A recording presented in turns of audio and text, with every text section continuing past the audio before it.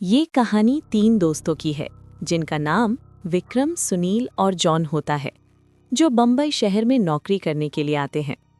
तीनों बचपन के दोस्त कुछ कर दिखाने का सपना लिए इस भीड़-भाड़ वाली जगह में अपना मुकाम पाने के लिए दर-दर भटकते हैं।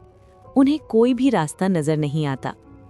अपने छोटे से गांव में रहकर कॉलेज की पढ़ाई करने वाले सुनील और विक्रम ने कभी सोचा भी नहीं था कि सफलता पाने के लिए इतना दर्द झेलना पड़ता है। वहीं जॉन अपने पापा के बिजनेस में पहले से ही संघर्ष कर चुका था, जिस वजह से उसे इन सब चीज़ों की आदत सी हो गई थी। जॉन अच्छे से जानता था कि सफलता इतनी आसानी से नहीं मिलेगी, क्योंकि उसने अपने पापा को दिन रात मेहनत करते हुए देखा था। तभी तीनों को सुबह से भटकते भटकते शाम हो जाती है, लेकिन न कोई नौकरी और न ही कोई रहने का ठिकाना उनके हाथ लगता। तीनों मायूस होकर एक छोटे से होटल में खाना खाते हैं। दरअसल उनके पास कोई खास पैसे भी नहीं होते। वो तो सिर्फ अपनी 1-2 दिन की व्यवस्था बनाकर निकले थे। उन्हें लगा था कि आते ही उनके साथ कोई चमत्कार होगा और उनको नौकरी मिल जाएगी। तीनों एक बिल्डिंग के पास पहुंच जाते हैं। कुछ देर बाद सभी बिल्डिंग के गेट के पास बैठ जाते हैं। 1-2 घंटा बैठे हुए गुजर जाते हैं। तभी बिल्डिंग के चौकीदार की नज़र उन पर पड़ती है और वो जोर की आवाज़ में उन्हें डांटते हुए कहता है, कौन हो तुम लोग, यहाँ क्यों बैठे हो? तीनों अजनबी शहर में किसी को पहचानते नहीं और ना ही उनका कोई ठिकाना है। तीनों अपनी जगह पर जल्दी खड़े हो जाते हैं और अपनी बात चौकीदार को बताते हैं। चौकीदार को तीनों की हालत देखकर उन पर तरस आता है। उसे एहसास होता है कि कुछ सालों पहले ऐसे ही वो काम मांगने आया था। तब किसी ने उसे सहारा दिया था और आज कम से कम वो इतने बड़े शहर में छोटे से काम के साथ जीवन यापन कर पा रहा है। जॉन उन तीनों में थोड़ा समझदार होता है। वो चौकीदार से कहीं रहने के जुगाड़ की बात कहता है, क्योंकि उसे पता है कि अभी उनकी हालत किराया देने की नहीं है, तो उन्हें कोई किराया से कमरा क्यों देगा। तभी चौकीदार अपने एक दोस्त से फ़ोन पर बात करता है, जो वहीं से कुछ ही दूर बंगला नंबर 17 में साफ सफाई का काम करता है। चौकीदार अपने दोस्त को सारी बात बताता है। तभी उसका दोस्त कहता है कि मेरे साहब तो अपने परिवार के साथ 2 महीनों के लिए बाहर गए हैं, तब तक मैं रहने का इंतज़ाम कर सकता हूँ।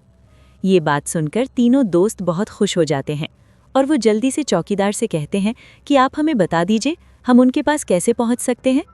चौकीदार कहता है कि वो बंगला थोड़ा दूर है, रात को वहाँ कोई टैक्सी ऑटो भी नहीं मिलेगा। आज तुम लोग यहीं सो जाओ, कल सुबह हम साथ चलेंगे।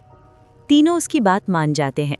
सुबह उठते ही तीनों चौकीदार के साथ बंगले में पहुंच जाते हैं। बंगले की खूबसूरती देखकर तीनों दोस्त हक्का बक्का रह जाते हैं। उन्हें यकीन ही नहीं होता कि उन्हें इतने अच्छे बंगले में रहने का मौका मिलेगा। बंगले का नौकर तीनों दोस्तों को गेस्ट रूम में ले जाता है। तीनों दोस्त रूम में पहुंचकर राहत की सांस लेते हैं। जल्दी से तीनों नहाकर तैयार हो जाते हैं और काम की तलाश में निकल जाते हैं। अब रहने का तो ठिकाना लग चुका था, तलाश थी केवल अच्छे काम की, जिससे उनका गुजारा चल सके। लेकिन आज भी उनके साथ वही होता है। सुबह से शाम हो जाती है, लेकिन तीनों हताश होकर वापस अपने स्थान आ जाते हैं। नौकर तीनों के लिए खाने का इंतजाम करके रखता है, जिससे उन्हें बहुत ही राहत मिलती है। आज तीनों दोस्तों के लिए बंगले की पहली रात होती है। रात को 12 बजते ही अचानक विक्रम की नींद खुल जाती है और वो अपने आप को बंगले के तहखाने में पाता है, जहाँ पुराना सामान इकट्ठा करके रखा हुआ था। उसे समझ में नहीं आता कि वो यहाँ कैसे पहुँचा। तभी वो घबराहट में अपने दोस्तों को आवाज़ लगाता है, लेकिन किसी को कुछ सुनाई नहीं देता। तभी उसके कानों में सब कुछ सुनाई देना बंद हो जाता है और सिर्फ एक औरत के रोने की आवाज़ आती है। विक्रम चिल्लाकर पूछता है, कहाँ हो तुम, क्यों रो रही हो? अगले ही पल विक्रम अपने बिस्तर में होता है। वो डर के कारण पसीने से लथपथ हो जाता है। वो अपने दोस्तों को जगाता है। सुनील और जॉन दोनों उसकी बात का मजाक उड़ाते हैं और कहते हैं, तुमने कोई सपना देखा होगा, इस बंगले में तो हमारे अलावा कोई भी नहीं है। और विक्रम भी अपने दोस्तों की बात का यकीन करके इस घटना को बुरा सपना समझकर नज़रअंदाज करके सो जाता है। सुबह उठते ही तीनों दोस्त फिर से तैयार होकर काम ढूंढने निकल पड़ते हैं। लेकिन जैसे ही वो बंगले के गेट से बाहर निकलते हैं, अचानक कोई औरत आकर विक्रम को चिट्ठी देती है, जिसमें लिखा होता है, तुम इस पते पर जाओ तो काम मिल जाएगा। और औरत अचानक भागते हुए उनकी नज़रों से ओझल हो जाती है। तीनों दोस्त ये सोच में पड़ जाते हैं कि हमें काम की ज़रूरत है, ये इस औरत को कैसे पता। लेकिन तीनों को काम की बहुत ज़रूरत होती है। उन्हें लगता है कि भगवान ने उनकी मदद करने के लिए किसी को भेजा होगा और तीनों उसी दिशा में आगे निकल जाते हैं जहाँ का पता उस कागज़ में लिखा होता है। यहाँ पहुँचते ही उन्हें एक बहुत ही बड़ी बिल्डिंग दिखाई देती है। दरअसल ये बहुत बड़ी कंपनी होती है और तीनों कंपनी के गेट पर पहुँचते हैं और वहाँ की सिक्योरिटी गार्ड को चिट्ठी दिखाते हैं। सिक्योरिटी गार्ड चिट्ठी नियुक्ति विभाग के पास भेज देता है और जैसे ही प्रबंधक को वो चिट्ठी मिलती है तो उसमें उसके मालिक का हस्ताक्षर होता है। वो तीनों से पूछता है, आप हमारे मालिक को कैसे जानते हैं? तभी विक्रम जवाब देते हुए कहता है, मैं तुम्हारे बॉस का दोस्त हूँ। अब प्रबंधक के पास इनको काम न देने के अलावा कोई विकल्प नहीं होता। कंपनी के मालिक का हस्ताक्षर जो उस चिट्ठी पर मौजूद था। कंपनी के मालिक 7 दिनों की ट्रिप पर विदेशी कंपनियों के दौरे में थे और उस बीच उनसे कोई संपर्क नहीं था। इसलिए प्रबंधक ने उन तीनों को काम पर रख लिया और अपने साथ उन्हें काम की जगह दिखाने ले गया। लेकिन विक्रम अचानक ही दूसरे रास्ते की तरफ मुड़ जाता है और वो सीधे बॉस के चेम्बर के सामने पहुंचता है और ताले को पासवर्ड से खोल देता है। कंपनी का प्रबंधक ये देख करके आश्चर्यचकित रह जाता है। उसे यकीन ही नहीं होता कि जो पासवर्ड केवल कंपनी के मालिक को पता है वो इसे कैसे पता चला। अब प्रबंधक उसे कोई खास आदमी समझने लगता है। उसे पूरा यकीन हो जाता है कि हो ना हो ये व्यक्ति बॉस ने ही भेजा है और वो उसे बिना रुके हुए अंदर जाने की इजाज़त दे देता है।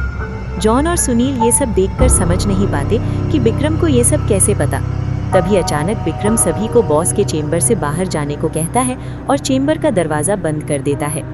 कुछ ही घंटों के बाद प्रबंधक को बॉस का फोन आता है और बॉस प्रबंधक से पूछता है कि मेरे कंप्यूटर को किसी ने इस्तेमाल किया था। तभी प्रबंधक सारी बात बता देता है। बॉस गुस्से में मैनेजर को बोलता है, जल्दी से जाओ और उसे रोको, नहीं तो मैं बर्बाद हो जाऊंगा।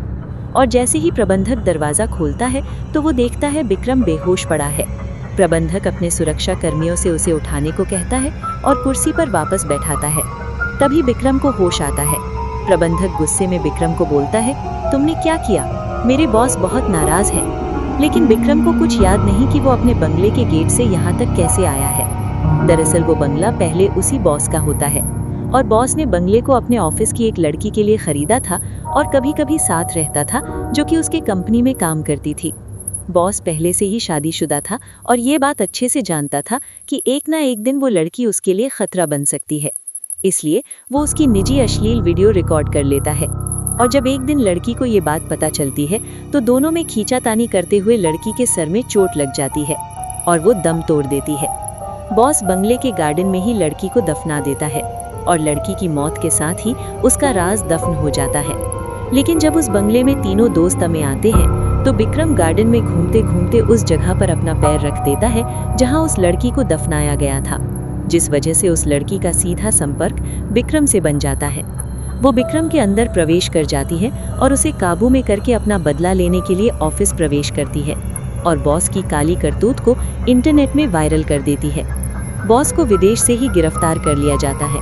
उसका काला चिट्ठा सबके सामने खुल जाता है और वो बेनकाब हो जाता है। उस लड़की ने मरने के बाद भी अपना बदला ले लिया था। अब शायद उसकी आत्मा को शांति मिल जाएगी। तीनों दोस्त उस बंगले को बुरा सपना समझकर भूल जाते हैं और इस दर्दनाक भूतिया कहानी का अंत हो जाता है।